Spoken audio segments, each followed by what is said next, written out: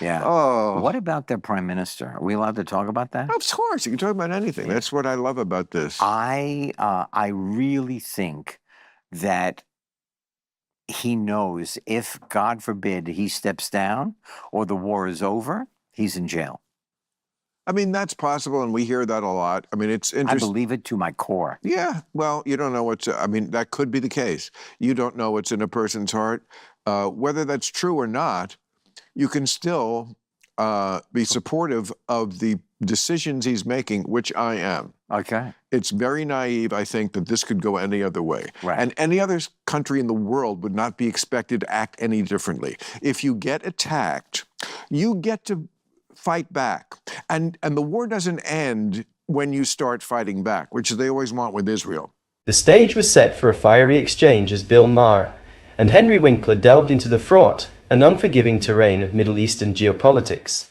Sparks flew as Maher, ever the provocateur, championed the necessity of long-term strategies in Israel's defense, while Winkler countered with the human toll and the devastating immediacy of war. Their words wove a tapestry of conviction and compassion, a battle of perspectives where the eradication of Hamas as a force clashed with the enduring specter of its ideology. In this crucible of debate, the question loomed: can leadership dare to think beyond the battlefield, or must it always bow to the urgency of the present? This is one of the most amazing videos of Bill Maher, and it will surprise you when you watch it. Don't miss it. You know, when somebody... You know what? A lot of what you're saying is true. However, I think that, you know, there are parents, there are families that are hurting because the hostages are not. Yes, and it's the job of a statesman and a leader and a prime minister to think long term and not just short term. Like, if they don't eliminate Hamas, they're not going to eliminate Hamas. Hamas is an idea, not a group of people. That's a bullshit thing. It's not bullshit. Well, let me tell you something. They've said that for years. I just read, I think, Sam Harris on this, and he said it right. I know Sam. Okay, great. I like love Sam. Great. I'm glad we both do. Yeah. And he said this thing we've heard a lot of times. You can't. He said, well, we did after World War II. Until now. We did a lot of Japanese, and that was unfortunate. Right. But I mean, if you do enough lunatics, and Japan was led by lunatics, right. You know, died of the last person and a lot of suicide bombing and all that. Very similar to what we see with radical Muslims. Right. Suicide bombing, cult of martyrdom. Right. Okay, so Japan became our good friend. So let's not pretend that you can't actually get to the root of this. It is difficult. I'm not pretending. No. I truly believe that in this particular case, you don't think that all those people that are now homeless and their families are destroyed, you don't think that they are now I think you have to make calculation. Again? Of course, absolutely. That is going to happen. You are also recruiting. Okay, we're every human being? No. Is that what I said? No. As a neutral observer, my opinion is that the debate highlights critical and nuanced issues inherent in modern conflicts, where moral, historical, and strategic considerations often collide. The question of civilian casualties versus military necessity is deeply complex. While efforts to minimize harm should always be a priority, the chaotic nature of warfare frequently undermines even the best intentions.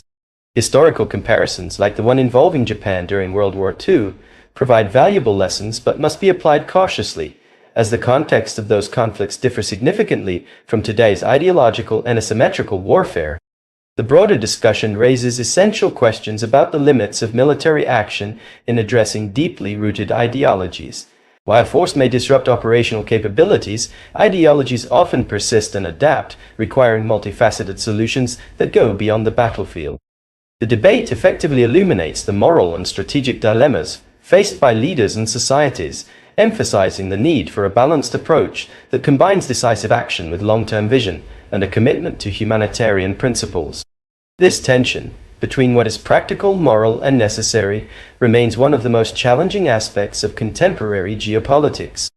But I think it is what you were leading to. No, it is certainly not what I'm leading to. What I'm saying is...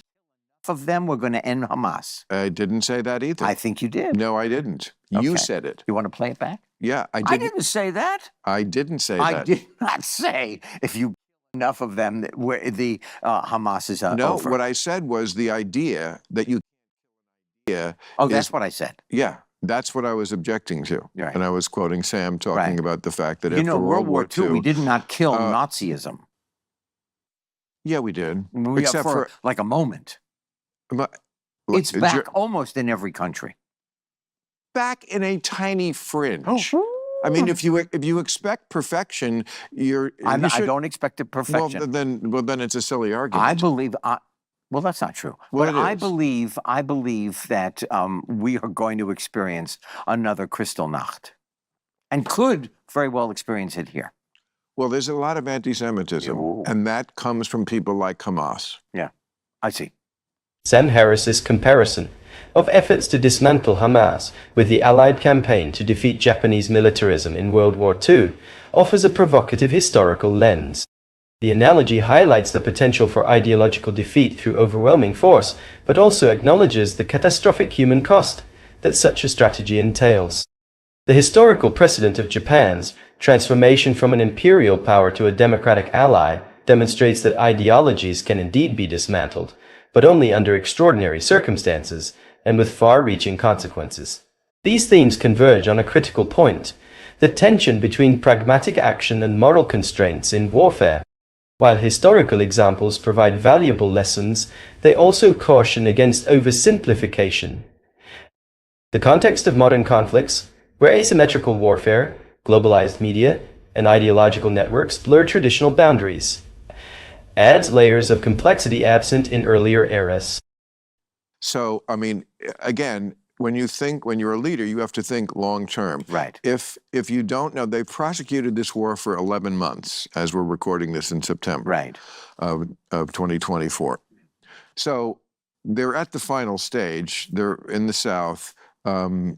Yes, there are probably still, I don't know, 80, 90 hostages left. Right. 100. It's horrible to think Right. of the situation they've been in, and if we can't get So them in out. other words- Again, if I could just finish. Yes, go right ahead. You have to think in terms of long-term and numbers. Like those 100 people, we wouldn't want anyone to die, but what if we let Hamas off the hook? Do you know what's going on really underneath Gaza in all the tunnels and how close they I are? do not know. I don't either. But you know who does know? The Israeli Defense Force.